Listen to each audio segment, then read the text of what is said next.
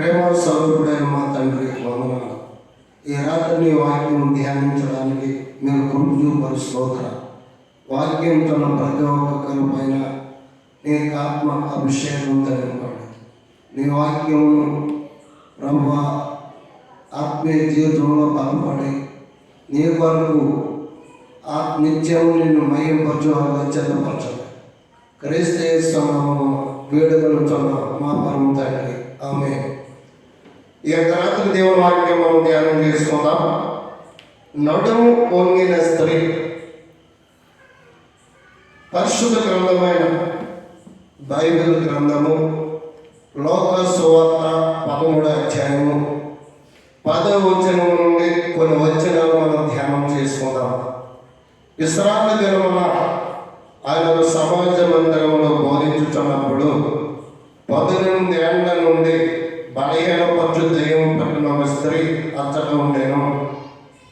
ఆమె నడుము వంగిపోయి ఎంత మాత్రము చక్కగా నిలబడలేకుండాను.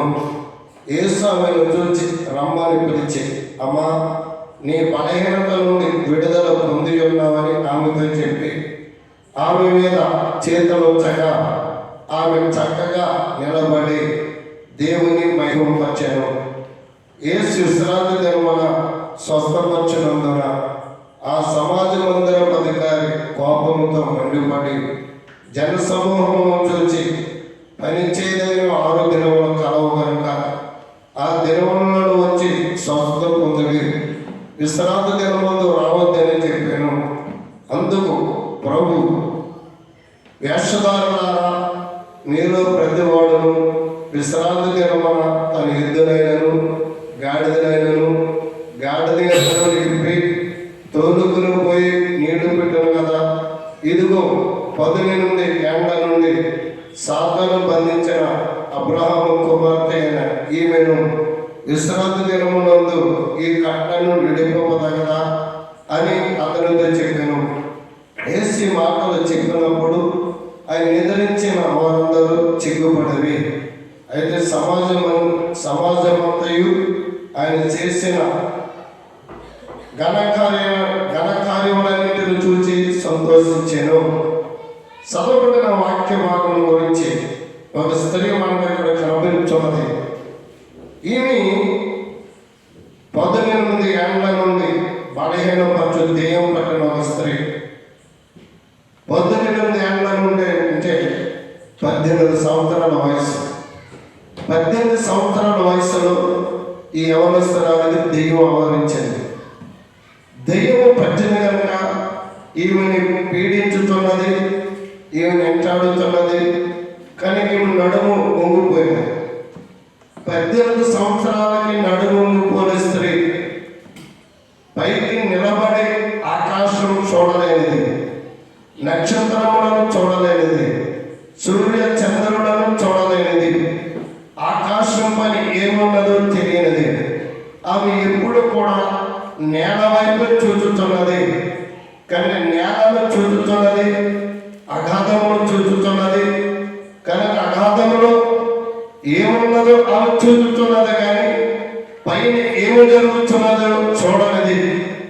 కనుక యేసుక్రీస్తు వారు ఆ సమాజ మందిరంలో వాక్యమును బోధించడానికి వెళ్ళారు.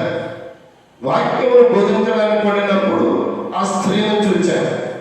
కానీ ఈ యొక్క స్త్రీ ఎవరు, ఈ నడుము వంగిపోయిన స్త్రీ ఎవరు అని మనం పరిశీలన చేసినట్లయితే 16వ వచనంలో రాయబడినది, ఇదిగో 18 ఏళ్ల నుండి సాతాను బంధించిన అబ్రహాము కుమార్తె ఈమెను అన్నారు. ఈమె ఎవరు కుమార్తె అంటే అబ్రహాము కుమార్తె. అబ్రహాము ఎవరంటే యోధ జాతికి మూల పురుషుడైన అబ్రహాము, ఆమె సంతానం, ఆయన సంతానమే. కనుక ఈయన అబ్రహాము విశ్వాసులకు తండ్రి, అబ్రహాము విశ్వాసులకు మూల పురుషుడు. అబ్రహాము దేవుని నమ్మిను, అది అతని నీతిగా చూడండి. అబ్రహాము దేవునితో నడిచినవాడు, అబ్రహాము దేవునితో మాట్లాడినవాడు, అబ్రహాము దేవుని మాటలు నెరవేర్చినవాడు, అబ్రహాము దేవుని యొక్క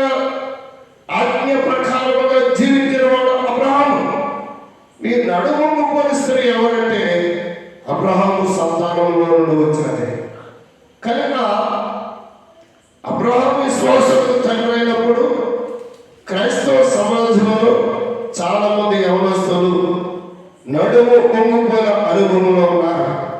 చాలా మంది యవన పురుషులు కుమారులు కానీ యవన కుమార్తెలు కానీ వారు ఎట్టి రీతి ఉన్నారంటే కనుక దేవుని చూడలేని వారు ఉన్నారు.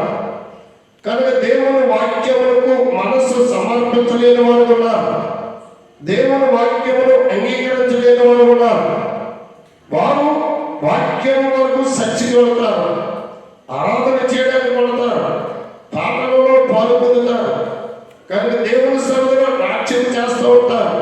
అయినా పరిపూర్ణమైన జీవితం వారిలో లేదు. పరిపూర్ణమైన జీవితం వారిలో లేదు కనుక వారు ఎటువంటి అనుభవం కలిగి ఉన్నారంటే నడుము వంగిపోయిన అనుభవం కలిగి ఉన్నారు, చూడలేని వారు ఉన్నారు. అందుచేతనే యేసుక్రీస్తు వారు ఈ 11వ వచనంలో ఆమె 18 ఏళ్ల నుండి 15 వచ్చి దేవుడు స్థిరచలేను. ఆమె నడుము వంగిపోయినంత మాత్రం చక్కగా నిలబడలేకుండాను. నడుము వంగిపోయినది. మనకి జంతువులు కొన్ని ఉన్నాయి. ప్రతి జంతువు కూడా ఒక్కసారి పైకి కూడా చూసేనే ఉంటుంది. ఎప్పుడు నడుము వంగిపోయి ఉంటుంది. ఒక్కరోజునే చూస్తుంది. ఆ ఒక్కరోజు కూడా ఆమె కట్టబడి అది కాళ్ళు 4 కట్టబడి పైకి మోసుకెళ్ళినప్పుడు చూస్తుంది. అంతవరకు కూడా కిందనే చూస్తాడు, తిరుగుతూ ఉంటుంది. కనుక ఆ అనుభవంలో చాలా మంది ఉండిపోయారు. అందుచేత యేసు ప్రభువారు ఆ సమాజ మందిరంలో వాక్యాన్ని బోధించడానికి వెళ్ళారు. మరి వాక్యానికి ఏమని బోధించడానికి వెళ్ళారు? యేసుక్రీస్తు వారు సమాజంలో ఏమి బోధించారు? కూడిన సమాజానికి వాక్యం ఏమి తెలియజేశారు? వాక్యంలో సత్యమేమిటి అని మనం ధ్యానించినట్లయితే మత్తయి సువార్త 4వ అధ్యాయము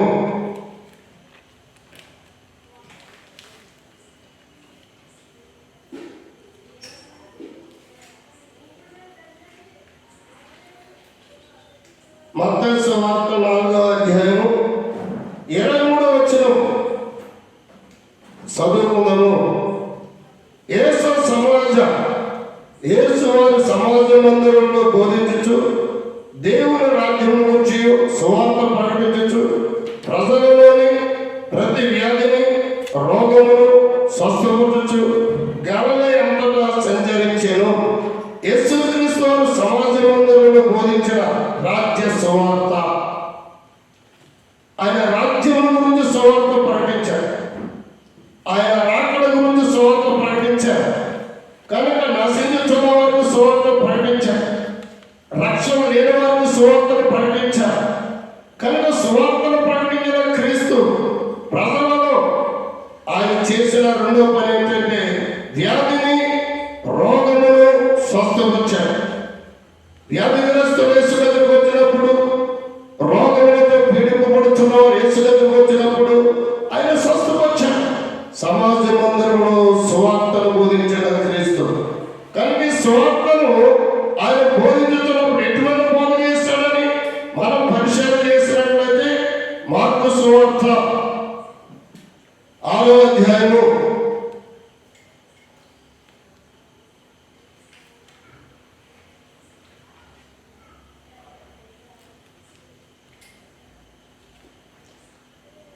6వ అధ్యాయము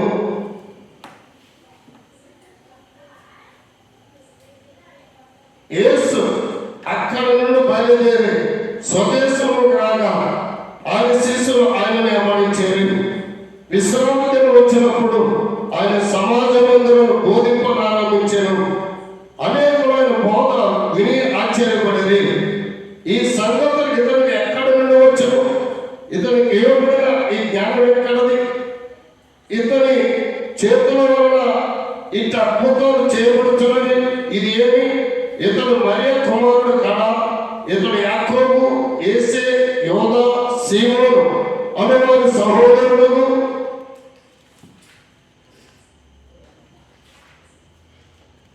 పట్లవాడు కాడా? ఇతని సహోదరులందరూ మనతో ఉన్నవారు కాదా అని చెప్పుకోవచ్చు. ఆయన విషయమే అభ్యంతర పడేది. యేసుక్రీస్తు వారు స్వదేశానికి వెళ్ళారు. అంటే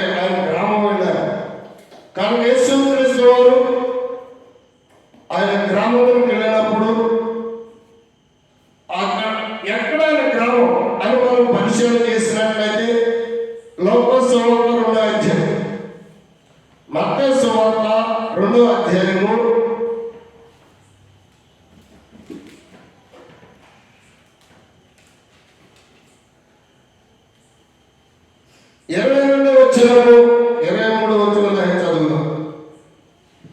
అయితే అర్కలేయ తన తండ్రి ఏ రోజున ప్రతిగా యోధా దేశం ఏలుచున్నాడని విని అక్కడికి వెళ్ళి వెరచి స్వప్నమందు దేవుని చేత బోధించబడిన వాడై గలిలయ ప్రాంతంలోకి వెళ్ళి నజరేతు ఊరుకు వచ్చి అక్కడ కాపురుండెను.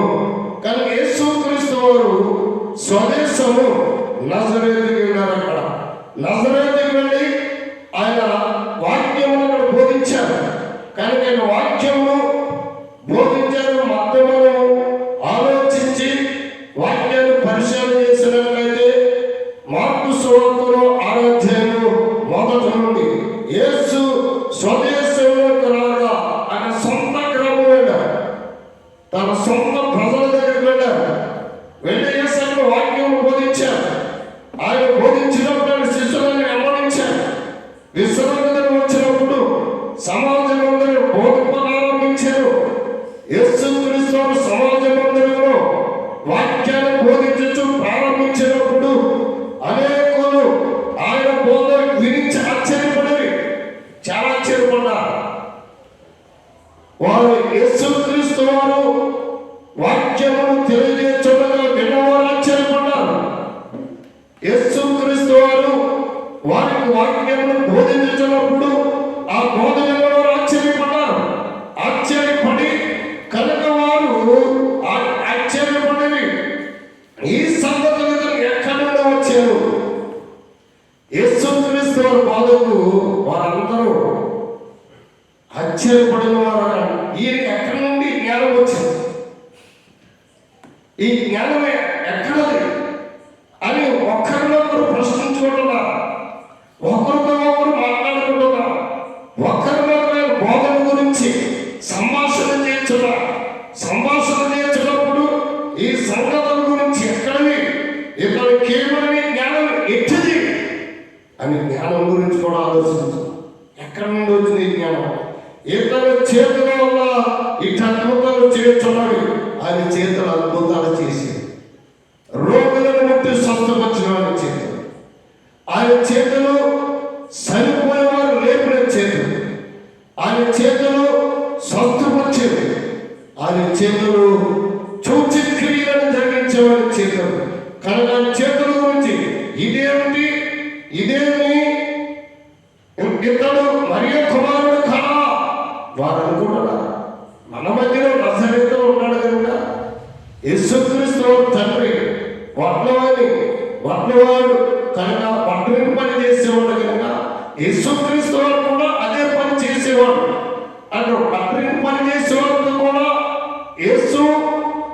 యేసేపు కూడా పనికి వెళ్ళేవారు. అప్పుడు యేసుక్రీస్తును చూసిన వారు అంటారు, ఈయన వడ్లవాడి కుమారుడు కాదా? కనుక జ్ఞానం ఎక్కడది?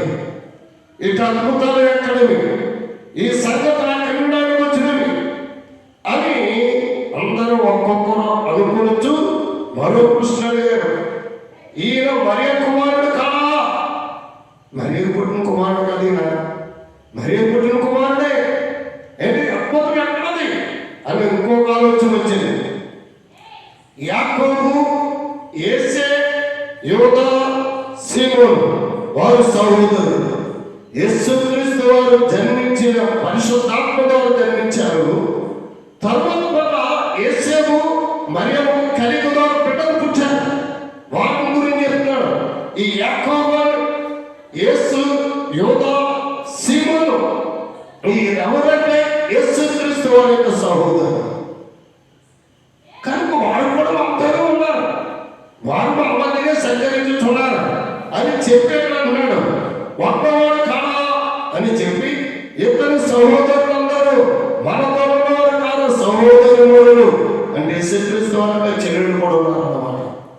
తమ్ముడు ఉన్నారు, చెల్లెళ్ళు కూడా ఉన్నారు. వారు సహోదరులందరూ సహోదరులందరూ మనతో ఉన్నారు కదా అని చెప్పుకొనొచ్చు. ఆయన విషయమై అభ్యంతరపడేది. స్వదేశంలో యేసు బోధించాడు. తన సొంత ప్రజలకు యేసు వాక్యమును బోధించాడు. బోధించినప్పుడు ఆయన బోధకులను వారికి ఆశ్చర్యపడినప్పుడు యేసును గురించి అభ్యంతరం కూడా వారు పడ్డారు.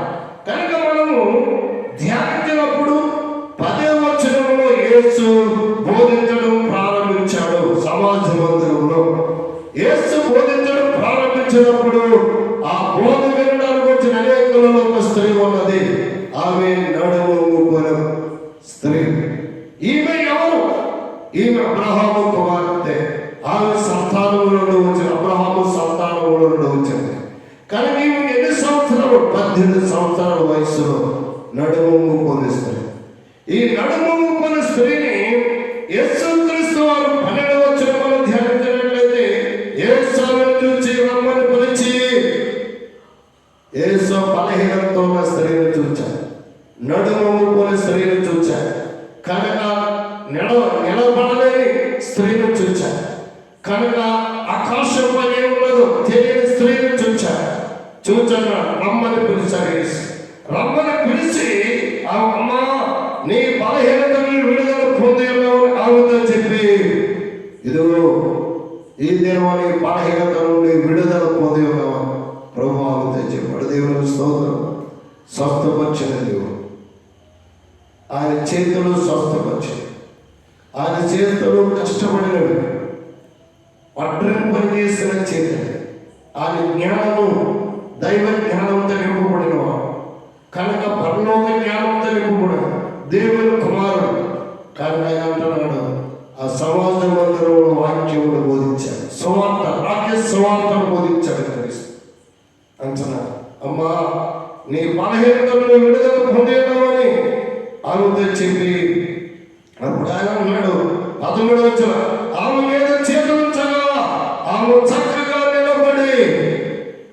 క్రీస్తు వారు నడుము పోని స్త్రీని చూచినప్పుడు, సాధారణ సమాజంలో నడుము పోని వారు చూచినప్పుడు, నిలువుగా నడవగలిగిన వారు నడుము పోని చూచిన వారిని చూచి మనం ఏమనుకుంటామని నడుము పోని స్త్రీ అనుకుంటాం. నిలబడలేని వారు, కర్రబోటు పైన ఆధారపడేవారు అనుకుంటాం. వృద్ధాప్యంలో కర్రబోటు కావాలి. అది ఈమె ఎవరి కాలంలోనే నడుము పోయింది. ఈమె బలహీనపరిచేసి, అపవిత్రాత్మలు ఏముంది బలహీనపరిచింది, దురాత్మలు ఏముంది బలహీనపరిచింది, దుష్టశక్తులు ఏముంది బలహీనపరిచింది. ఈమె అనేకమైన బలహీనతలు అయిపోయింది. ఈమె ఇప్పుడు కావలసినది స్వస్థత కావాలి, ఒక ఆశ్చర్యమైన కార్యం జరగాలి. కానీ ఆశ్చర్యమైన కార్యం జరగాలంటే దేవుని మందిరాన్ని కాదు, సమాజ మందిరంలో యేసు బోధించుచున్నాడన్న వార్త విన్నది, రాత్రి సువార్తల గురించి వార్త విన్నది, అనేక ప్రజలు యేసు గురించి చెప్పుకుంటూ విన్నది, యేసు చేసే అద్భుతాల గురించి విన్నది, యేసు చేసే ఆశ్చర్యమైన కార్యాల గురించి విన్నది. విని దేవుని మందిరానికి వచ్చి దేవుని యొక్క సన్నిధి వచ్చి ప్రభు ద్వారా ఆమె స్వస్థత యేసు ఆమె చేతులించినప్పుడు ఆమె చక్కగా నిలబడి దేవుని మహిమపరచండి. దేవునికి స్తోత్రం. హల్లెలూయా.